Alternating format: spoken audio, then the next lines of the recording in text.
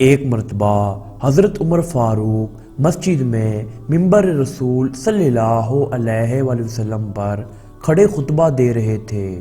کہ ایک غریب شخص کھڑا ہو گیا اور کہا کہ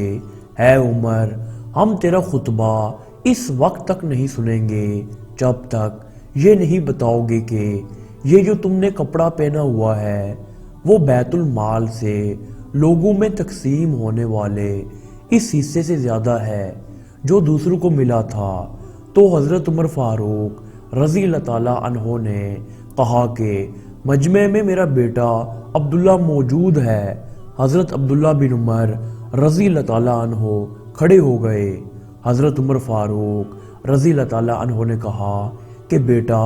بتاؤ کہ تیرا باپ یہ کپڑا کہاں سے لایا ہے، ورنہ قسم ہے اس ذات کی جس کے قبضے میں میری جان ہے، میں قیامت تک اس منبر پر نہیں چڑھوں گا۔ حضرت عبداللہ بن عمر رضی اللہ تعالیٰ عنہ نے بتایا کہ میرے والد کو جو کپڑا ملا تھا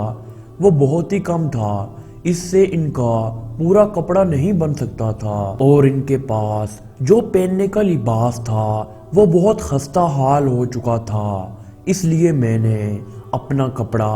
اپنے والد کو دے دیا۔ ابن سعد فرماتے ہیں کہ ہم لوگ ایک دن امیر المومنین کے دروازے پر بیٹھے ہوئے تھے کہ ایک کنیز گزری، بات کہنے لگے یہ باندی کی ہے۔ آپ نے فرمایا کہ امیر المومنین کو کیا حق ہے وہ خدا کے مال میں سے باندی رکھے، میرے لیے صرف 2 جوڑے کپڑے، ایک گرمی کا اور دوسرا جاڑے کا، اور اوس درجے کا کھانا بیت المال سے لینا جائز ہے،